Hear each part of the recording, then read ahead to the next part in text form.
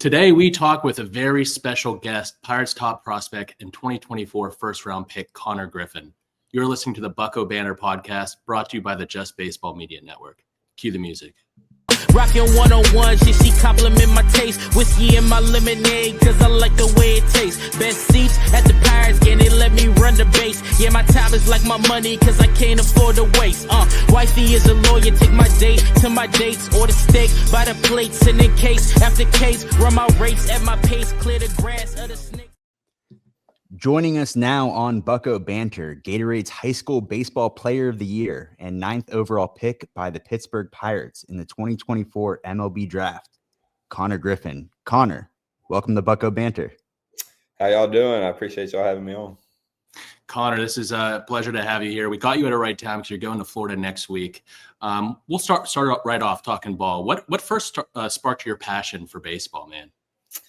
I think starting at a young age, I was always at the baseball field and, just wanting to play the game the right way, training hard every day. And I knew about 12 or 13, I could do this for a long time. And, I've been working hard ever since. And I just love the game of baseball because, there's so much failure in the game that, you can overcome it. And that's one of the best feelings is having success and especially doing it at a high level. And, baseball has brought me so many relationships with friends, coaches, and people that are real close to me. So it's been a great journey so far, and hopefully I continue to do it the rest of my life. Talk about relationships. Your dad's a coach at is it Belhaven? Yeah, Belhaven University, Mississippi, and he's a softball coach. And I know he's along with you training, and he's a big part of your process when it comes to just like the draft and just getting you through the ranks. How has that had an impact on your life, and like what role does he play on a day-to-day basis with you? Yeah, it's been great having him here, especially when I'm here in the off season. I mean, we've trained together my whole life, and he really helped me during the college recruitment process. Him being a college coach, he knew all the ins and outs, and he's been there for me. But yeah, when it comes to hitting, it's me and him, and we kind of do it together. We built my swing, and he knows me better than anybody does. And it's been great to be home for a few months working with him again, and just taking it back to just being simple. That's our mindset, and love working with him, and wouldn't be here without him. Nice. Yeah, we love following your dad on Twitter and seeing all the videos he puts up. So yeah, no, that's great. I want to ask you about sports specialization because I think I read you played basketball and football too. Growing up in this era of like guys just specializing on one sport, especially in the travel ball era. I know I started doing it in high school before I played in college. Do you think playing multiple sports helped your development in baseball in different ways that maybe say just specializing in baseball wouldn't have? I think so. I give a lot of credit to basketball and football for just helping me become the athlete that I am. And I'll say that for the rest of my life, because even during the off season, I'm still, shooting hoops and running routes. Just I think it's good to play other sports, especially for younger kids. Like I said, it helped me become a better athlete. All different sports work different muscles, and it all helps be a good baseball player. So it's fun to get out there and do different things. Absolutely. Kind of hard to leave baseball at Jackson Prep, it seems like. Yeah, it is, man. It was awesome. Yeah, 7 consecutive state championships. How many did you win while you were there? I won 4. I was a part of 4. My man, jeez, literally can't win more than that. I know. It was awesome. It was awesome. We got a great coaching staff, great players that have come through there, and it's just nice to be able to represent Mississippi with a great school. Absolutely. The facility, just based on what I've seen on like YouTube clips, looks fantastic. And I was able to like watch some, I believe it was a state championship game. Yeah. Talk about like that experience, having that exposure in high school. It seems like you guys drew a big crowd for most games. You probably got a lot of scouts there, people recruiting for college. I know there's a couple other guys on the team that are going to be recruited pretty heavily, if not now, later on. Talk about your experience there, dealing with the pressure, especially with the trajectory that you were on, and maybe how that's helped you through this whole process. Yeah. So there was definitely a lot of scouts at the games. I mean, it was it was crazy. I think my first game there was like 52 is what the sheets counted. So it was crazy. They were surrounding the cage, and at first I was a little overwhelmed, but I really had to figure out like how to feel like I could play freely without knowing there's 52 eyes just staring at me the whole time.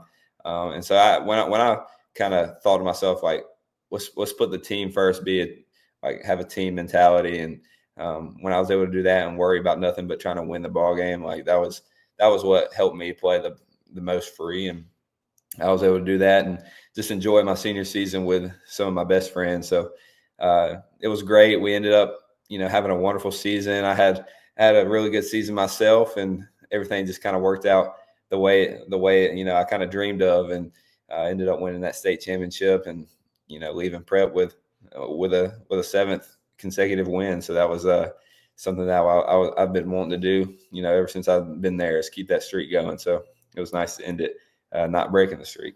Yeah. Konnor, I think there's an unfair knock on the competition in Mississippi. And I know I've heard you talk about it before. You're very passionate about Mississippi baseball. And I mean, there's been some great players come out of there. Austin Riley, Billy Hamilton, to name a few. Yeah. How was that transition going from playing Mississippi prep baseball to going to play in Taiwan nationally or, globally with Team USA? I mean, like people, knock on Mississippi baseball all the time, but there's a lot of really good players. We faced some good competition this year, and I think it's, just as good as any other high school team probably played in Florida, California, anybody like that. And I think our team could compete in some big tournaments that those guys were playing in. And it would have been fun to go against some of the top teams just to see what, the score would look like. I would have loved to do that. But compared to like going to play in Taiwan or like even my first few games in pro ball, it definitely is different. The pitching is different for sure. You got athletes all over the field, especially in pro ball.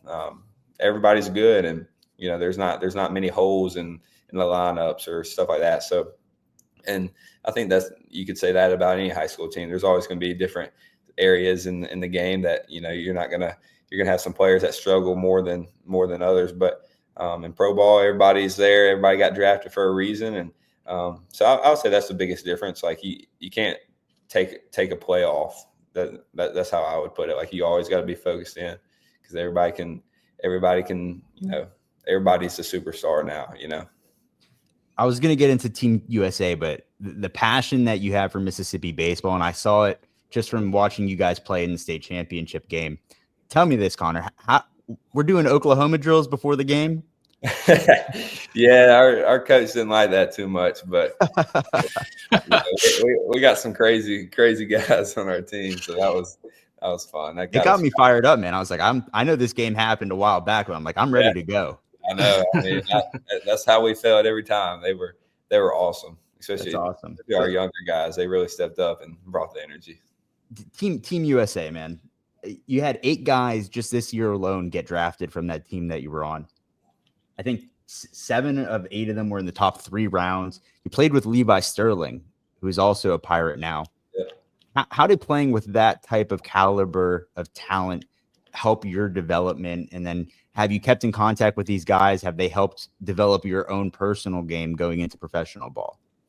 Yeah. So first, like, we did not do, what we were capable of doing down there in Taiwan. I think we ended up coming in 4th, but we could have easily won gold there with the talent that we had. We didn't put it together, and I think that happens. But we had a really good group of guys on that team, and a lot of really good players, like you said. All these guys getting drafted. I mean, it's incredible to sit there and read the stats on the draft. It's wild. Yeah. Yeah, especially Levi, being teammates with him now. That was super cool. I was super relieved to know that I have a buddy who's going to be, going down to Pirate City with me, and we were able to, stay in contact, and it's just nice to have somebody you already know be down there. And so that was good. We talk all the time, and then I keep in touch with a good bit of the other guys who got drafted, and some of the guys that didn't. like Derek Curiel, who went on to play at LSU, talked to him a lot. So I keep in touch. I saw Bryce Rayner. We played against his complex team, and Carter Johnson. I know him pretty well. So there's a lot of really good players that I keep in touch with, and just being a part of that USA team and the coaching staff that we had helped me learn more about myself, and especially playing in that environment kind of, I feel like, prepared me to play in front of big crowds, because we had some good ones down there. Yeah, that's awesome that you got to play with a future teammate too in Levi, and then you're going to have him down in Pirate City. So that's pretty cool. You got to know him, which brings us into draft day. Let's talk about the draft. What was that day like for you? Can you walk us through your emotions and, the moment that you were selected? Yeah. So I actually have a video, like a day in the life video. There's a few out there, which is pretty cool for the outside audience to kind of watch that. But I started. It was a Sunday. I started the morning off going to church. I'm big in my faith, so went to church Sunday morning. Grabbed some lunch. I think I did a little workout, hit a little bit, got in the weight room just a little bit, just kind of get my mind off of things. And then I don't remember exactly what time the draft started, but we had a little gathering at the Mississippi Sports Hall of Fame, which is right there in Jackson, right near Jackson Prep, which I thought that was pretty cool to do it in the Hall of Fame. And hopefully I'm in that one day, and Absolutely. be cool to look back on. But we had my whole team that was there, a lot of family, a lot of friends. So had a really good gathering, and I was just sitting on the couch and just, waiting for the moment for my agent to call me. But I thought it was going to be more of just like my agent calls me once, hey, this team wants you, and that was it. But I actually got like 8 calls during the first 8 picks, and he was just keeping me updated on who he thought was about to get picked and stuff like that. So wow. So I actually, instead of just sitting on the couch, I had to get up, answer the phone, sit down. So the crowd was just waiting for me to kind of give it a little reaction. But when the 8th pick came around, agent called me, said the Pirates were they wanted me super bad, and that they were probably going to take me with the 9th pick. And so I sat down, and the moment you dreamed of happened. Hearing your name called, which is pretty spectacular. So it's nice to have everybody that supported me around me. Yeah, it looked like you had an incredible support system there. Teammates, family, the girlfriend, everybody around you was cheering you on, which is awesome to see. And if I encourage everybody to go watch that video on YouTube, it's really well done. And I think it just portrays the entire process to a T, man. Well done with that. Before the draft, how many conversations with the Pirates did you have?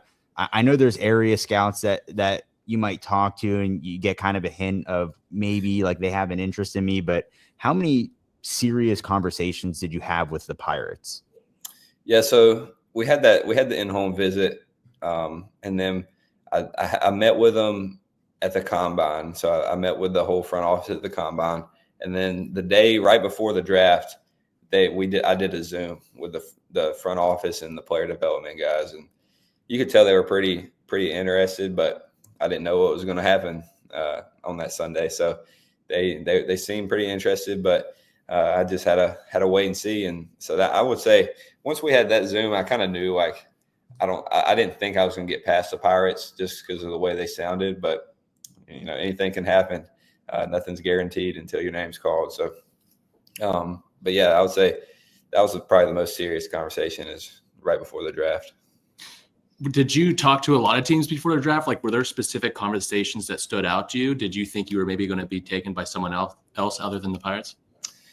Right before the draft, I don't really recall doing many Zooms, but I know at the combine, I met with the teams that seemed most interested. At first, I thought I was going to go to the White Sox. They were either going to take a hitter, a high school hitter, or a pitcher, a college pitcher with experience. So we didn't know what was going to happen with the White Sox, but once they went pitching, we kind of knew the teams between the White Sox and the Pirates, they were kind of set on college guys. And so we knew the Pirates were probably next up. And luckily we got that call right around when Christian Moore was getting picked with the Angels. We kind of got a call that the Pirates were on me. White Sox didn't draft Braden Montgomery, but they ended up with him, which Yeah, is pretty yeah, cool. Like, which is cool because he's actually a Mississippi kid as well. yeah, absolutely. Lot of talent there, man. You got drafted. Everything's good. They bring you out here to Pittsburgh. Have you ever been to the city before? Did you have any expectations of what it was going to be like? And talk about that feeling walking out of that dugout, seeing that skyline. Yeah, I've never been to Pittsburgh. Had no idea what it would have been like, and I got there. It was super clean city. We stayed in a nice hotel right there by the Yellow Bridge, and so I was able to walk across it, see the stadium, and what's super cool is when you're coming through that tunnel going to the city. That was a really cool sight. But signing day was awesome, man. Like, signed the papers, got to put on my jersey with my last name on the back and walk out, which that was an incredible view of seeing the skyline, and just looking around was awesome. Like, I can't wait to play there one day. I got to take BP with the team on the field, and in left center there it's 4-12, so it kind of sucks to be a righty sometimes. But no, it's everything's great. I loved every bit of it. Got to watch a really good game. They didn't pull out the win, but there was really good crowd energy, and hopefully in a few years I get to be a part of that, and there's a good playoff run going on. Absolutely. Have you connected with any of the coaches or players since being drafted, since getting to Pittsburgh? Yeah, I met a ton of guys down there in Pittsburgh when I went to sign. They were all super nice. Paul Skeens reached out the day of the draft once I got picked, which was super cool. Just being an LSU commit, I kept up with their season the year before when they won it. So that was super cool experience. See that text pop up. Met a lot of great guys, and when I was down there in Pittsburgh, met Andrew McCutcheon, met O'Neal Cruz, and it's kind of cool to see how they go about themselves. And actually, I got the big league invite for spring training, so I'm going to get to work with those guys. So that'll be a super cool opportunity just to learn and take in all the knowledge that those guys have, and just see what happens. I know Andrew McCutcheon was quoted saying, like, he saw you taking BP, and back in the day when he was drafted, like, that wasn't even close to an option. Like, you sign your paper and then you're sent off to Greensboro or Bradenton. Yeah. Was there any nerves doing that in front of the big league club? There was a little bit. I mean, it's just batting practice. So I feel like you can't get too nervous here in batting practice. But there was a lot of eyes on me. You could kind of feel it, but I just do my thing and enjoy being out there hitting with a beautiful background. Yeah, absolutely. Just another open-ended question here before we dive into some mechanics and stuff like that. What excites you the most about joining the Pirates organization? What excites me the most is I feel like there's a lot of pieces that are still waiting to be put together with the Pirates. But I feel like those pieces are in the system. There's really good players, knocking on the door, getting ready to make their debuts, and I just can't wait to see it all put together here in 3 or 4 years, just to see what happens, because we got a really good system, and I think all the hitting coordinators, defensive coordinators, everybody's bought into to wanting to make a playoff run, trying to win a World Series. So I think it's going to be really cool. Absolutely. You spent a little bit of time in the instructional league right down there in the complex after you were drafted. I believe that's like the Yankees, Phillies, Tigers, Rays, Blue Jays organizations. Are you guys just playing on the backfields, right? Yeah, I played 8 complex games, did a lot of live ABs, and then we did a few days of like scrimmaging each other. But by the time I played 8 games, like, the season was over, so I didn't get to experience much. But I got to play pro ball. I mean, rookie ball is still playing professional baseball, and felt like I competed, played hard. I was able to, show off my speed, and in the outfield, play shortstop, swung it pretty well, and like I felt like I handled myself well, especially for my first first time in pro ball. So just looking forward to seeing what happens coming up here in the spring. Absolutely. Yeah, we'll be down in spring training, so hopefully we see you there. Awesome. Yeah. But you're entering your first full season of pro ball. What are some of your goals going into this first full season? Yeah. So I know it's going to be a lot longer season than I've ever played. So just one, taking care of my body, preparing mentally. And then, for my actual, playing the game, like I just want to show up every day, focus on one day at a time, doing my job, whether I'm playing short or center field, making the routine plays, showing the effort, the 100% effort that, I've always talked about, that's in my game. Like I'm not going to take a pitch off. And from the hitting side, just, go compete, be a tough out, trust my skills I've been working on all season to get me ready. And, the success is going to come. I know there's going to be failure, but I'm ready to see the success because I feel really good about where I'm at, and just going to have fun playing and try to win some ball games. I want to break this up into two parts because I think, at least from what we've seen on social media this offseason, there's been two things that everybody's noticed. Is you've definitely been in the weight room getting after it, right? And then there's been some swing mechanics. Let's start with the weight room. Like what's the routine there? Was there a certain objective to get to a certain weight or a certain build before going into pro ball? So when I got down to Florida, I was able to work with a nutritionist and the strength coaches there, and they put together a really great strength program, and I've been following it. I've been kind of bouncing between doing that and then kind of adding in some of my own stuff that I like to do, just to better myself as an athlete, and then just eating really good. I've met with a nutritionist. I'm on a meal plan, and I'm eating 4 meals a day.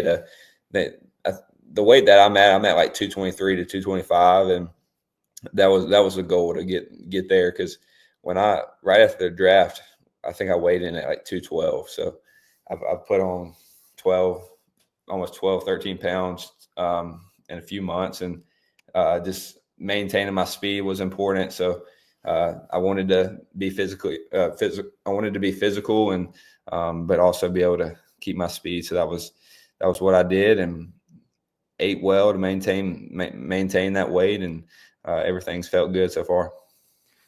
Before Adam jumps into your swing, I got to ask something real quick, man. You're 6'4", 220. I'm like 6'3", 200. We both played baseball, Adam and I, and we play on a softball team now, so he can vouch for me. I might be the slowest human on earth. We're in our league. Running with a piano on his back. It's bad. The excuse is my big feet. All right. Flat, big feet. What is your secret? Can you give me some tips to get faster?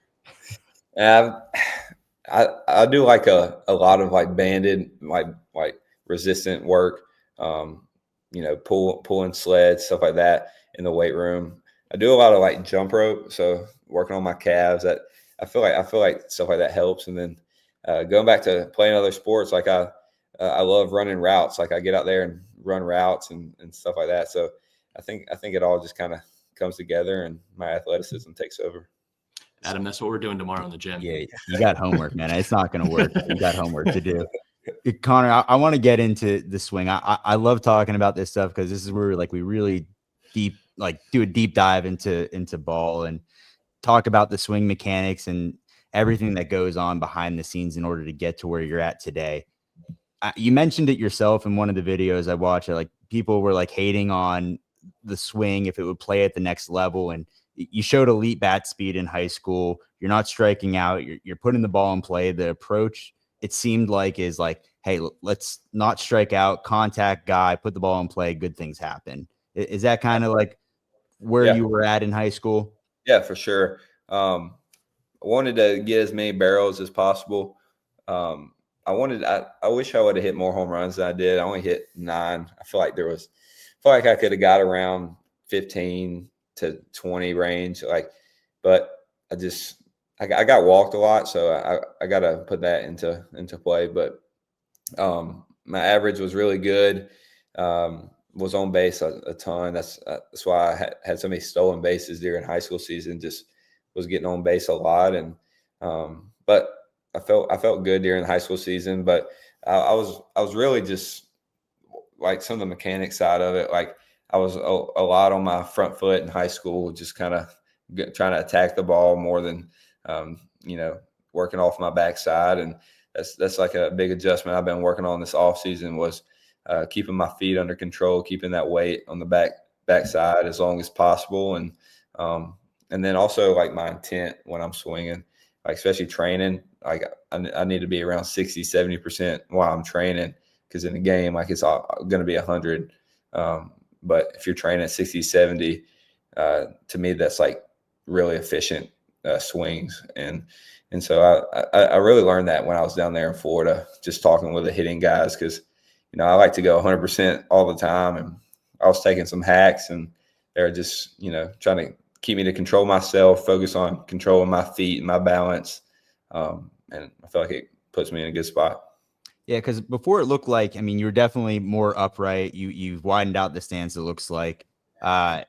Almost more like spinning off the ground, not like engaging the hips. So like essentially turning to the third base dugout a little bit sooner. So it looks like you've kind of like engaged those hips to stay behind the swing a little bit longer in order to get the bat through the zone. Yeah.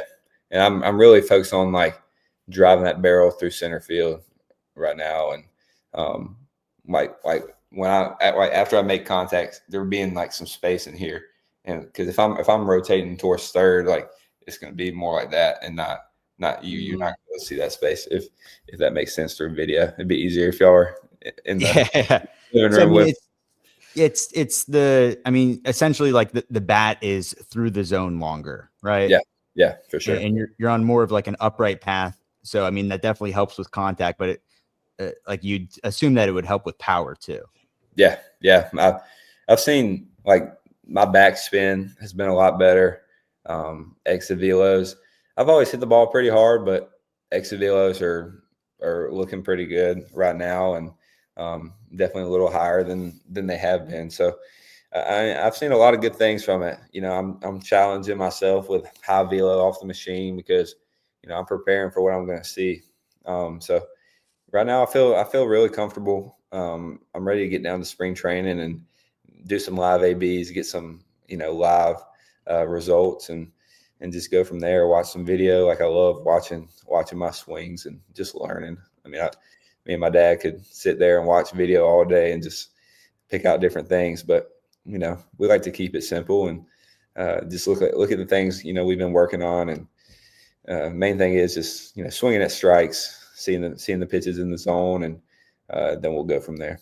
Do you focus when you're on the plate or you're in the cage? Do you focus more on bat path, more on launch angle, or do you not really think too much about that, or maybe a little bit of both? Yeah, I don't like to think too much about it. We have a hit tracks in the cage that I see, or the cage that I hit in, so I see the numbers, the exit velo, launch angle. This off season, I've looked at launch angle a little more because I need to see the ball fly. Like I'm a bigger guy. I have power that I can use. So just want to see the ball fly a little more. And in high school, I hit a lot of line drive ground balls, and so just being able to see the ball fly more is something I've been working on. You kind of answered this too. You said you watch a lot of video with your dad, but I'm wondering at the prep level, do you utilize analytics technology a lot? You're going to probably see more of it in pro ball, obviously, but I'm wondering how much you utilize it now. And like through high school, didn't really use it much at all. But when I went to the complex, they had numbers on every swing we took. So in the dugout, they had Rapsodo going, TrackMan. So we were able to look at a lot of different things during the game, which was cool.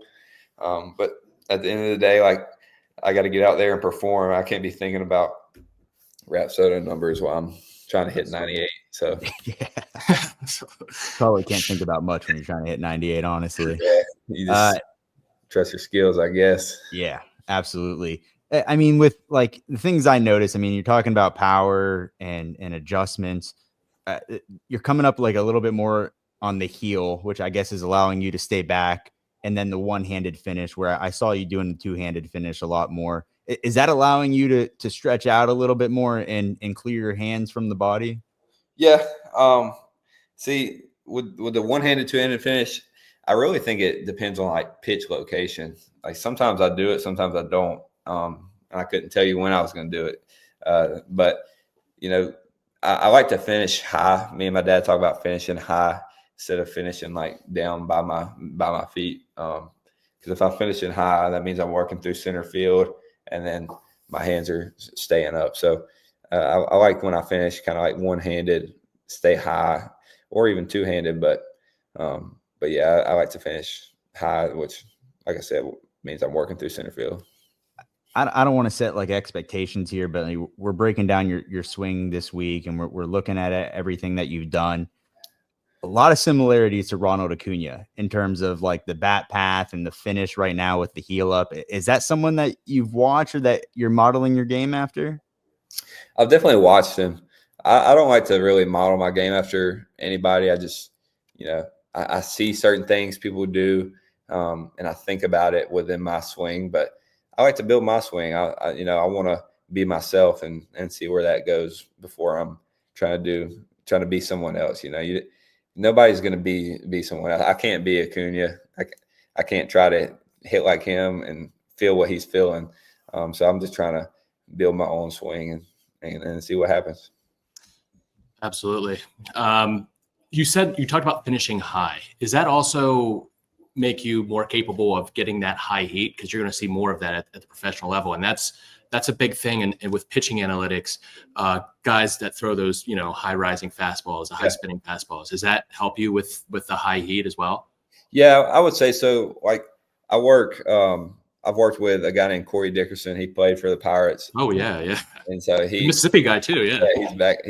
He's back in my area. So he hit with the guy that I hit with every day. So he pops in the cage here and there. But we were talking the other day about like he would look up in the zone and make sure he doesn't miss something up in the zone or like pop it up. So he's on top of the zone, and then everything else below is just kind of, you're just reacting and you're going to get barreled to it. So I would say like if I'm looking top of the zone, like I'm going to have a high finish, or if I'm looking bottom of the zone, I'm going to have a high finish. So as long as I'm, my eyes are, top zone, I shouldn't get beat with the high heater, but, hitters make mistakes and you're going to miss pitches. But my goal is going to be on that high fastball and not miss it. I'll tell you what, Konnor Griffin is a really good guy to hit with. Talk about an advanced hitter. Yeah. And pretty sure he was the last Gold Glove winner for the Pirates before Brian Hayes. Yeah. That's one of our trivia questions this year, Adam. Yeah, it was. Corey's awesome. With all these swing adjustments and going through the analytics and working on your craft, how does the approach come into that? Are we staying on the same mentality of ball in play, barrel up, or does that change on a case-by-case basis? Well, I think it's going to end up changing. Right now, I really just think, be an athlete and, catch it out front. I don't try to think a whole lot in the box, but with the way like pro ball works, I mean, you're going to know all these numbers on different pitchers. You're going to know where their tendencies and different counts.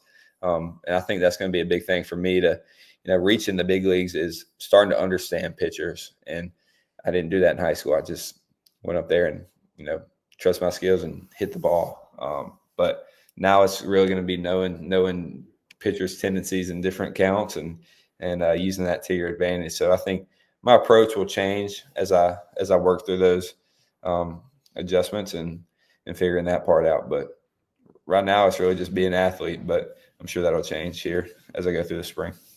This is along with approach as well. But, like you said, when you get into the low minors too, you got a lot of guys that maybe struggle with command, and they get better and better as you go up levels. But do you consider yourself more of a guy that likes to jump on a pitch early, or a guy that's more patient at the plate? Yeah, I like to be aggressive. Mm-hmm. I like to hit early in counts, and I hate getting into 2-strike count. Like I hate that. But with like approach, if I do get into a 2-strike count, like to me, nothing changes. Like I'm not very big on like a 2-strike approach. I just keep my same swing and get a good swing off, because I don't want to just settle for weak contact. Like I want to settle for a barrel, Absolutely, man. Good stuff. I always love talking about that and diving deep into the swing. Going into the season, have the Pirates given you any indication of like, hey, you're going to play outfield, you're going to play shortstop, or is it going to be a healthy mix of you just jumping around the field, keeping that versatility? Yeah, so we've had a meeting about it, and I think the goal is to do shortstop for the most part, really. Now, if I struggle a little bit offensively and I need just a mental break because I'm thinking too much about playing the infield, where to be, whatever, they said it would be no problem going to center field and playing a few games there just to focus on the offensive side. But it's gonna be shortstop for the most part, which I'm excited about. Like I feel like I can compete and play that position pretty well. So we'll see what happens through this first year of professional ball. You say you don't like to change up your swing a lot, especially like in two strike counts. Is there anything that you do, like if you're in a slump or you're going through tough stretches at the plate, is there anything that you do to try to get your mind right or get back into the rhythm? Yeah, like I'll just go back and watch videos of when things were going good. Try to see what little things I was doing to, be on time better or something like that. So I write down in my notes sometimes like little things that I feel that I can go back to. So I'll just go back to those things. The little things are big. We had Nick Gonzalez on the show, the Pirates second baseman right now, and he's talking about taking notes and like even like the littlest change, like if the shoulder's pulling out a little bit and like you're trying to keep it in, like it feels significant when you're like honing in on that one issue. Is there certain times where you'll go into the cage and you're like, okay, we're focusing on this one specific thing that I've noticed recently, or is it we're breaking down the entire swing? I think it's just looking at one thing. You can get lost in looking at a ton of different things. So I think just go into the day like ready to work on one specific thing and dominate that area and then continue to stack days, keep working on things. I like that you keep it simple because thinking too much in baseball is definitely something that can hinder most guys. Baseball is a very mental sport. When I pitched in college, I was always thinking way too much. I think it's best to keep it simple and think as little as possible. Just go out there and let it rip. But with that said, are there any aspects of your game that you're focusing on improving in your first season in pro ball? I mean, really, I'm just going to go into spring training, my first season, like just with who I am. I think I'll learn more after this season is over. Right now, I've never played this many games in a season. The competition is going to be better than what I've ever played. So I think I'm just going to go through, a day at a time and figure it out from there. And I think that's going to be important just to keep it, a day at a time and just see how it goes.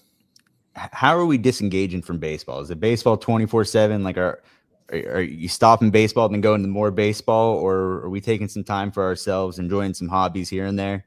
Yeah, definitely stepping away from the game. Love hanging out with my family and my girlfriend. Like we took a trip to New York over Christmas and got away from baseball and just enjoyed some time with my family. Love to get in the woods, love to hunt, fish, do that with my dad and brothers. So I enjoy a lot of things away from baseball. Like baseball is not my whole life. Like I pour everything into it when I'm training, when I'm during the season. But when it's the off season, like I try to step away and just regroup a little bit and do things that I love. Yeah, it's good to stay grounded and maintain that balance between your personal and professional life for sure. I have one last question before we maybe get into some quick hitters, Adam. I don't know if you have a couple more, but I just want to ask, what legacy do you hope to build as a player in the league? What do you hope to be remembered as? Yeah, I just want people to, think, as they watch me, like, man, he's really making an impact on this game, on the people around him. Like I want to be a positive influence to the world and, lead by example, be a great leader, share my faith through the whole journey, and just represent Mississippi as best as I can. Absolutely. Konnor, appreciate you being here, man. But before we let you go, we always end our interviews with quick hitters. So just like real quick questions, fun, not necessarily baseball related, some baseball related. But my first one, you're a guy that takes a lot of bags. Are we going sliding mitt or no sliding mitt? No sliding mitt for me. All right, good. Nice. I like that answer. I That wasn't around when I was playing. Yeah, it's too much. I like it. I like it. Mine is not really a question. It's more of a recommendation, because I heard that you're a big sushi guy on one of the podcasts you were on. So if you're in Pittsburgh, make sure to take note of this. In the Strip District, this is where Adam and I live, there is a place called Andy's Sushi. It's a little sushi bar in front of a grocery store. Highly recommend it. Best sushi in Pittsburgh. I don't know, Adam, if you have other suggestions, but I think that's the best. Yeah, I mean, Penn Ave Fish Co. also down the street, real good. Yeah, we can't miss. I ate sushi in Pittsburgh when I was there. I forgot what it was called. Was it downtown or? I don't even remember. I'd have to look on the map, but Um, Andy's is really good. Highly recommend it. It's kind of a confusing city to learn at first. Everywhere you go, you got to go over a bridge. It's wild. I do remember we ate at a place called The Eagle. Yeah. Oh. We ate there twice. Yeah. Okay. Nice. I used to live like right above it, so Okay. I know exactly what it is. Okay, get some fried chicken there and stuff like that. Pretty good. Oh yeah. If we're to pick a walk-up song right now, like you're taking it bat tomorrow, what are we going with? I'm gonna go with "Nobody" by Casting Crowns. It's a Christian song that I used throughout my whole high school career. So probably gonna continue that. Try to do it like a whole career walk-up song. I think that's nice. All right. How about your favorite team and player growing up? Favorite team was the Atlanta Braves, and I was a big Ronald Acuna fan. Love And you watching. had the Mississippi Braves right down the road too. Yeah, we did. They Rest just in peace. yeah, they're gone now. But that was cool. My dad grew up in Georgia, so he always watched the Braves, and so Nice. I got two more. Favorite baseball movie growing up? Favorite baseball movie, and probably Rookie of the Year. I think that's a good one. Classic, Great man, one. yeah. That's a great one. Henry. Yeah, I think that's a good one. All right, this is a big one for you being from Mississippi. Ole Miss or Mississippi State? Ole Miss. Okay. No Yeah. hesitation. Hotty Love it. toddy. That's from my mom. She loves Ole Miss. So I was close to going there. That was my dream school. They got a growing good up. program. Yeah, they do. They have a real good program, but I feel like LSU was the better fit for me to develop and try to get to the big league. So, but that doesn't really matter anymore. Awesome. Last one for me. We've heard some wild pregame meals at the big league level. Something guys are religious about before every game. Is there a go-to for you? Not really. I don't love to eat right before the game. Like, but one thing about me, like I love having like sour Skittles, like during the game. Nice. Like, I love a little. Candy. During the game. Yeah, like I'll have them in my back pocket a lot of times. Nice. That's interesting. Yeah. If you were not a baseball player, what would you be? I think I'd try to be a golfer, really. Nice. Try to make the PGA Tour or something like that. Nice. You golfing a decent amount these days? A good bit, especially when I'm down in Florida. When I'm down in Florida, we have y'all been to Pirate City, so Yeah. the golf course right behind Pirate City. I get out there a lot with some of my friends, so it's fun. Nice. Yeah, we had a Christian Curtis. He's a pitcher for the. We had him on the show, and he said like pretty much when he's not playing baseball down in Bradenton, he's golfing. Yeah. There's a lot of good spots. Yeah, For sure. Probably a guy that you'll see on the course, man. Hey, we can't thank you enough. We're ecstatic to watch you play this year, and hopefully we get to say hi while we're down in Bradenton spring training. But wish you the best of luck, and excited to see where your development goes.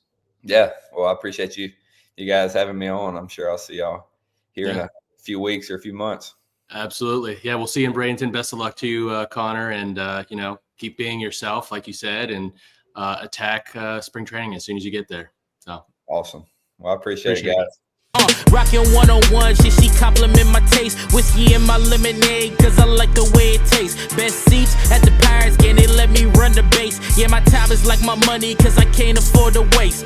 Wifey is a lawyer, take my date to my dates, or the steak by the plates. And